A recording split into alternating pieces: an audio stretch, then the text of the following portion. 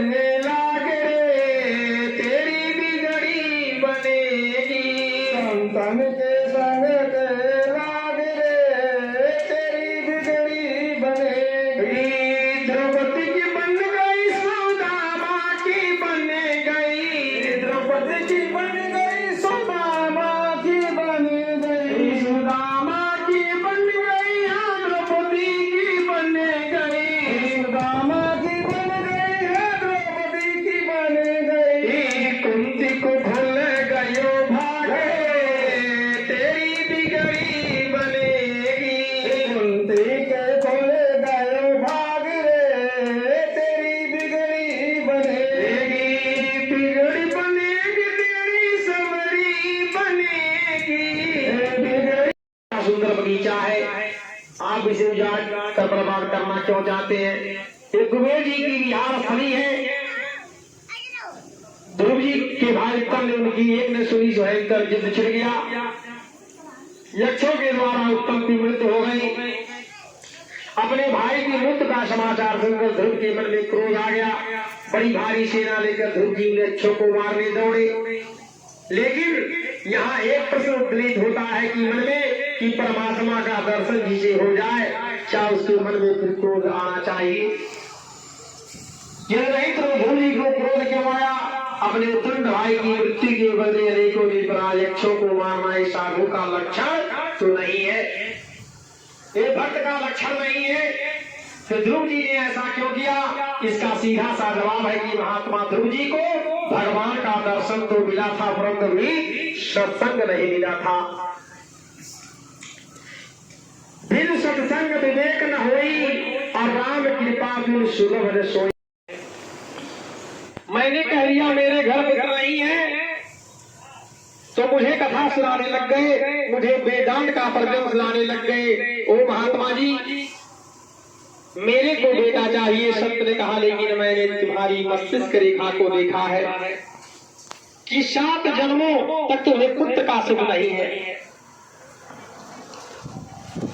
पंडित जी बोले आप संत हो महाराज, आप चाहो तो जन्म पत्री को बदल सकते हो। तो मैं आज से क्या आपसे क्या बोल सकती हूँ, मैं तो अपनी बात कहूँ।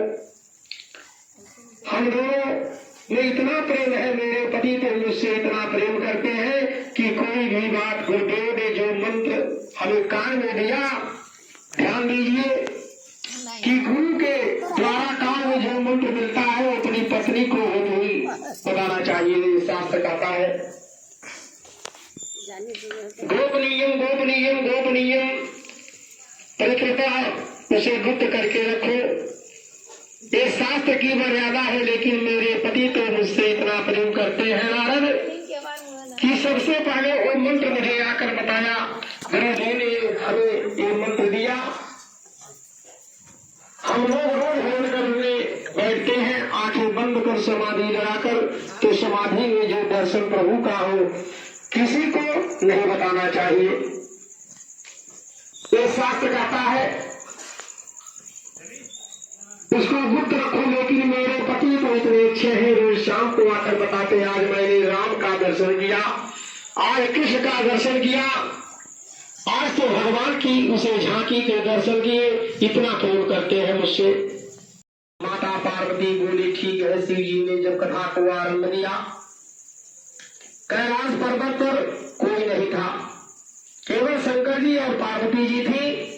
सोता है माता पार्वती, बकता है भगवान शिव जी के पीछे जो फूटा भी बताए हैं पहले, अंडा जरूर पड़ा है, वो भी तोते का अंडा था।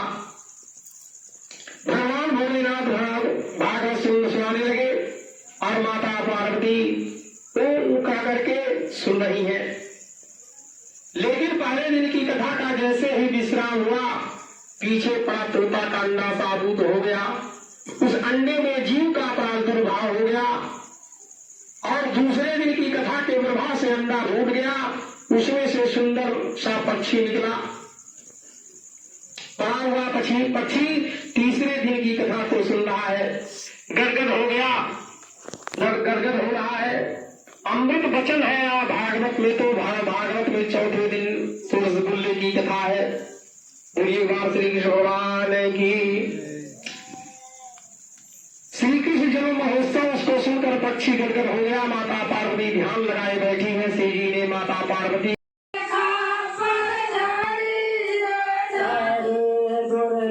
हाथे सो है धनु ये, दुर्गे हाथे सो है धनु ये, अगोरे में चक्कर चली हो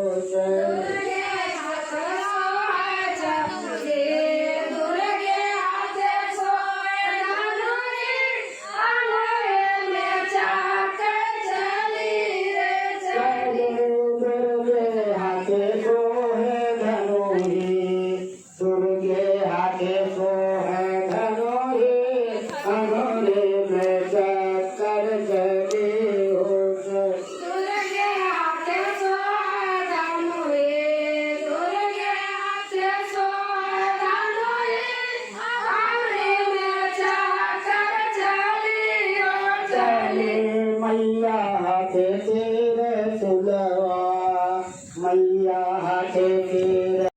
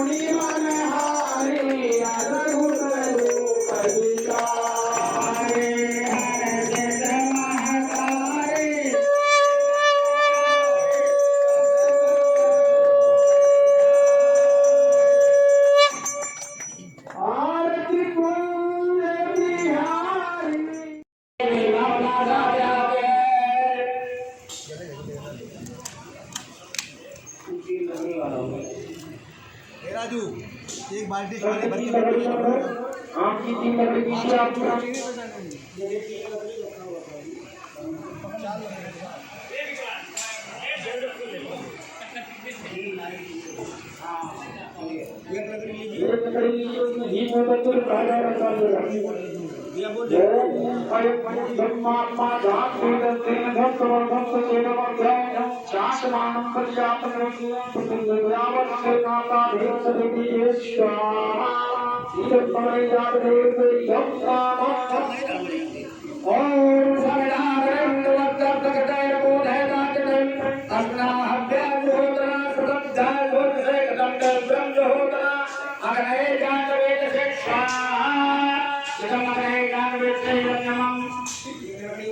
ओम तंबा सर्वजनिकरो गणेश और दयावते ब्रह्मो आयुर्वेद स्वाहा नमः शैलं नमः। अच्छा लीजिए आगे ओम रत्नायां सर्वरत्नं सत्यात्मं चित्तं स्वाहार्तारे समाहना शतमंगलम रोत्रं वैभवाय रामं सर्वदेवानां सत्ताचमते